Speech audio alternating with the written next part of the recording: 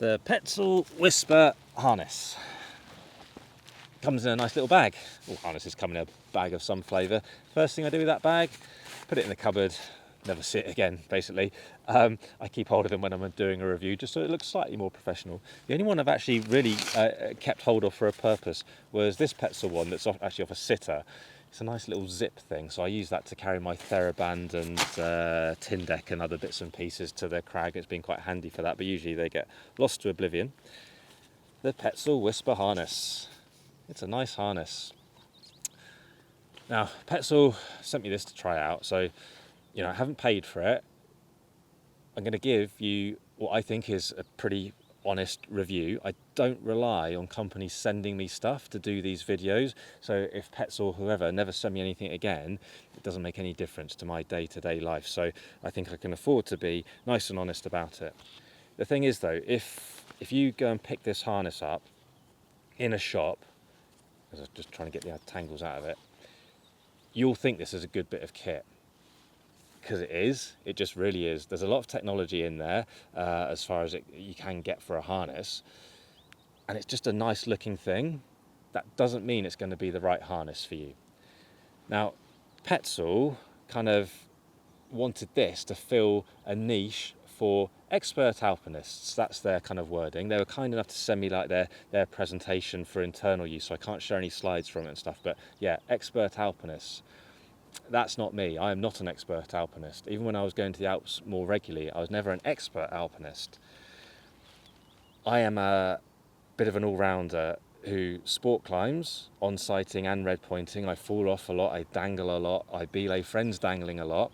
All of that is useful for working out the comfort of a harness. I do quite a lot of trad climbing. I've done a bit more this year. On-sighting, sometimes falling. Sometimes single pitch, sometimes multi-pitch. So again, I've been hanging in the harness a lot. I've also been absolutely overloading this harness with gear. As someone who probably does a bit more sport climbing in their spare time than trad climbing, I would describe myself as slightly wimpy when it comes to trad climbing these days. So, for example, I was on an E2 route the other day, which will be 510 something, maybe 510C, something like that. At a crag I hadn't been to before on a slightly dodgy rock type. It was not the most trustable rock, and I absolutely overloaded this harness. I had like cams from small micro totem cams through to sort of the blue C4, which is reasonably big. I had nuts like a set and a half half nuts plus offsets as well, and even actually a set of micro brass ones as well, all the quick draws and other stuff. I did not need that much kit. I'll tell you that it was in the interests of science and testing the performance of this harness, but really I've just been a bit wimpy. A memorable route rather than a classic. I've also worn it in the climbing gym, the climbing wall down the road.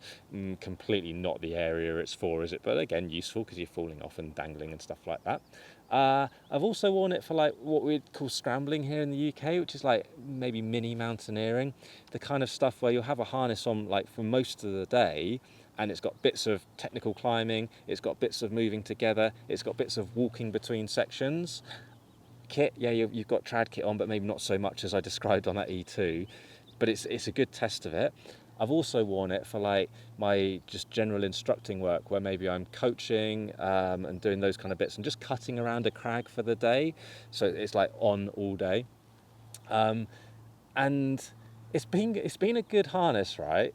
I'll come on to where I think it sits and what it's good for, not good for in a minute. There is a problem with it though. It's nothing to do with this harness. It's actually to do with this harness, the Petzl sitter, right? The Petzl sitter, Petzl sent me this last year, and I've worn it so much. I've worn it for like everything. It's the harness I take out of the cupboard. I've got quite a few harnesses in the cupboard. It's the one I grab out of choice for pretty much everything. Well, everything actually. Now, this harness retails outside who support the channel. They stock them, and it's £145, I think, at the moment. And it comes in at 275 grams. It's expensive, it's pretty light without being the lightest, and it surpassed my expectations for comfort with ease. When I got this, it's a skinny harness, it's got this wireframe technology that spreads the load and stuff, but it's still a skinny harness. I was not expecting it to be comfortable. I've been really impressed. I've worn it with layers, without layers, like top off climbing in Spain and stuff like that, or here in this weather. It's been so nice, and it's just been so comfortable. I've really liked it. So when Petzl said they're sending me a Whisper, like, I was really excited, as much as you can be about harness, but I'm pretty geeky, so I was pretty excited. And I've kind of expected it to surpass my expectations again. And that sounds a bit silly, I know, but it's an expensive harness, right? The retail, £175 here in the UK. That is like really expensive, isn't it, for a harness? It comes in weight-wise. I've weighed it on my scales, which are quite accurate because I weigh my coffee beans every morning because I'm a complete coffee bore. 173 point something grams. It's claimed 175, so it's a fraction less. That is really light, isn't it? You're saving 100 grams over a sitter, for example. Does that matter to you? Well, maybe I'll come on to that in a minute. It is expensive, isn't it?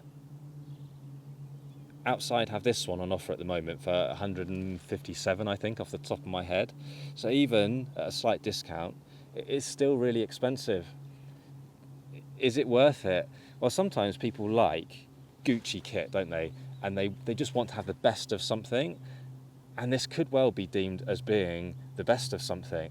I think of like road cycling. I don't really do road cycling, but people spend thousands on bikes to have the nicest, lightest bike and stuff, even though they're not going off to do the Tour de France and stuff like that, are they? They're just cutting around the local hills or what have you.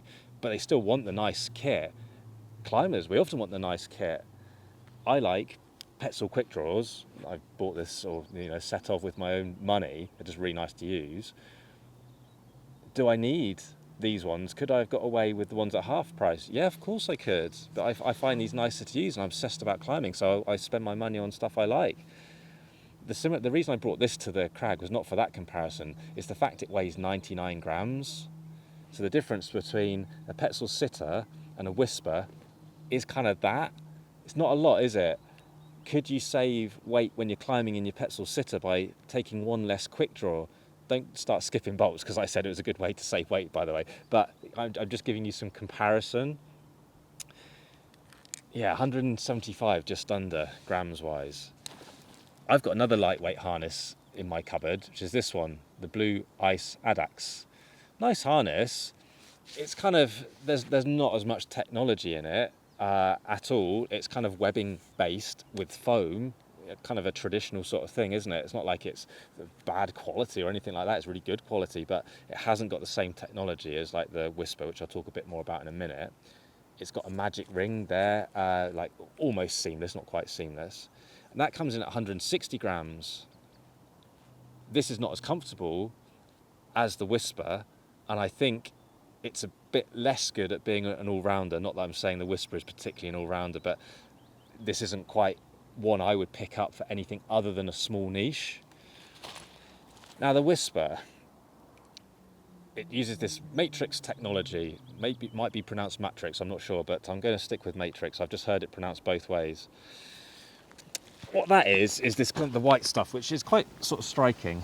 Well, when I say the white stuff, the material on the waist belt and leg loops.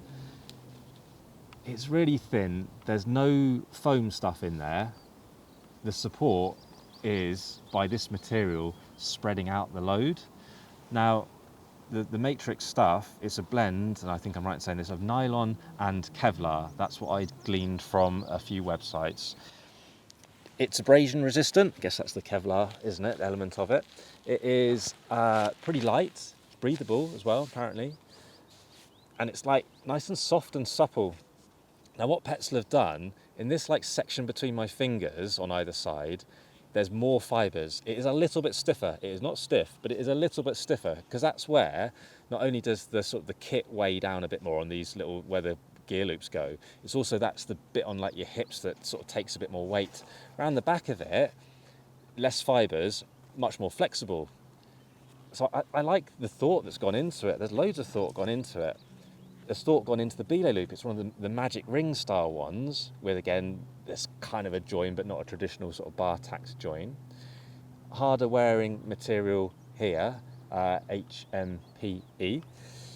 a really nice buckle. Petzl buckles are just nice and smooth. And there is sort of a little feature of, can you see it's got the sort of ribbed bits? No jokes, please. Across there, sorry if it's not focusing. The camera can be a bit funny sometimes. But anyway, you can kind of get the idea. What that means is that when you've tightened it up, you don't get that kind of creep that you get with these buckles sometimes throughout the day where they just loosen off slightly. I haven't noticed that happening at all. So it's a nice small feature, but it's a good feature nonetheless. Yeah, it's got some gear loops. It's got sort of 5 really.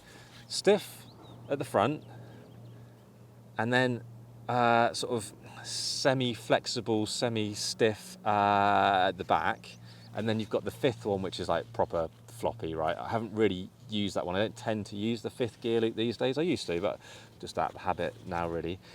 Pretty large at the front, average size at the back. It can take a ton of gear, and they hold it well. Like, you think with these lightweight harnesses that you load them up with gear and they kind of sag and stuff like that. On the sitter, which is kind of similar gear loops, it's got this little divider, and I've actually grown quite fond of that divider. Dog behind me. Not because it stops it sagging per se, but just the way it divides kit. I do quite like it actually. I thought it was going to be annoying, like getting misclipped and stuff, but it just hasn't happened. But I haven't got that on the Whisper. I guess it saves a little bit. You've got super lightweight adjustment at the back with fabric, elastic fabric. It'd be really easy to replace. It's just a knot that slides one way to take in some slack to get the legs where you want them. So, I am not an expert alpinist, as we've said. I've told you it carries gear really well. That's obviously the same in alpinism, but you're maybe carrying a bit less. Depends what you're doing really though, doesn't it? But is it comfortable? Lightweight harnesses are always going to struggle to be comfortable, aren't they? Because they haven't got the padding and stuff. This is a pretty comfortable harness. Like I say, I've dangled in it, falling, all that kind of stuff, hanging belays, everything. I've been climbing quite a bit, top off on sport and stuff lately, because the weather has been so good, it's been flipping hot. So I've taken my t-shirt off. One slight downside of it, it is a bit scratchy, like bits like this. I've just found sort of scratch on my skin a bit. And just the material, the material itself is quite nice and soft and not scratchy, but just there's little joiny bits here that they don't like dig in, they just scratch a little bit. With something like the sitter that's got more fabric, like soft fabric, I haven't noticed that ever being an issue. But it's not really aimed at people climbing top off. But I do feel like there will be a bit of a niche for people like trying really hard and trying to shave off the grams and stuff. Yeah, the comfort, obviously it's subjective, so try it on if you're at all interested. If I had these 2 harnesses in my cupboard, sitting side by side, if I was doing some climbing where I'm expecting to mostly not be falling off, not dangling, stuff like that, yeah, I'd probably pick up the Whisper. If I do think I'm going to be dangling and what have you, I'm going to pick up the sitter. It is more comfortable. Petzl suggests that this one's sort of more comfortable to wear. I don't mean to dangle, I just mean like when you're cutting around and stuff. I haven't really noticed that, but that is personal. The fit I find is just slightly different shape-wise to the sitter, so personally I find the sitter a bit more comfortable in that regard too. But you are saving 100 grams. That's 100 grams on the walk in every step. That's 100 grams for every move. Does that add up to, if you were like a hardcore red pointer on sport routes? Yeah, maybe it does make a little bit of a difference. It's going to be flipping marginal, isn't it? But marginal gains and all that kind of stuff. People ask me on I put a question on Instagram what people want to know about the Whisper, so do follow me on Insta if you don't already, because there's some extra content on there and you get to ask questions a bit more and what have you. They asked me about the trad carrying capacity. I've been impressed with it. The gear loops work well. They are what they are, so it is flexible at the back, or semi-flexible, semi-stiff, whatever you want to say. Better at the front. I've had no issue with the gear loops at all when I've been climbing, like I say, and I have sadly overloaded the harness a bit. The other one is the comfort. Well, I've talked about that. It's good, but it may be not as good as other harnesses. But what do you expect for this kind of harness? And other people ask, is it to replace the sitter? Well, Petzl have said, no, it's not to replace the sitter. It's going to sit somewhere between the sitter and the imaginary that I haven't got, Petzl Fly. The Petzl Fly, I think, comes in, I'm going to shout the weight out, I think it's 130 grams, but I'll just double check. Yeah, 130 grams, and you can actually remove some foam to lighten it a bit more. The Petzl fly, properly skinny, right?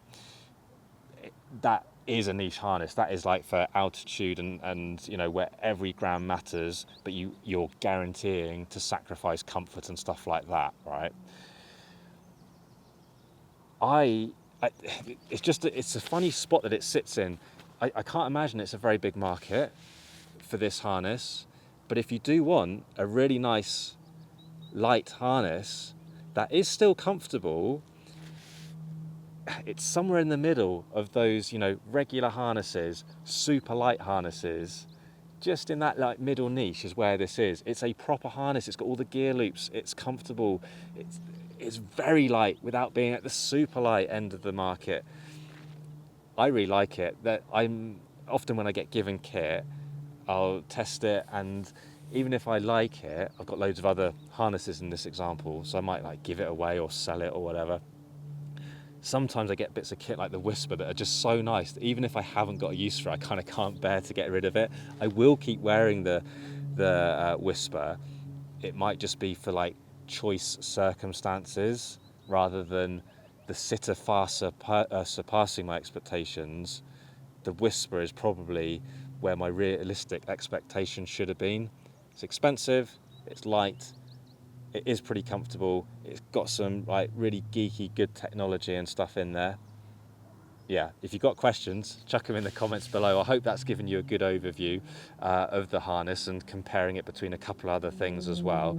I've used it quite a lot as the planes fly over. I've used it quite a lot, so I think that's a fair review now. But yeah, like I say, questions in the comments below. I do get back to them all eventually. If you like the video, click the like button, smash the subscribe button, follow us on Insta, Facebook, use the Buy Me a Coffee link to support the channel. All the support massively appreciated. I know I say that every time, and I'm going to keep saying that every time because it still is. But as always, massive thanks for watching. More videos coming up very soon.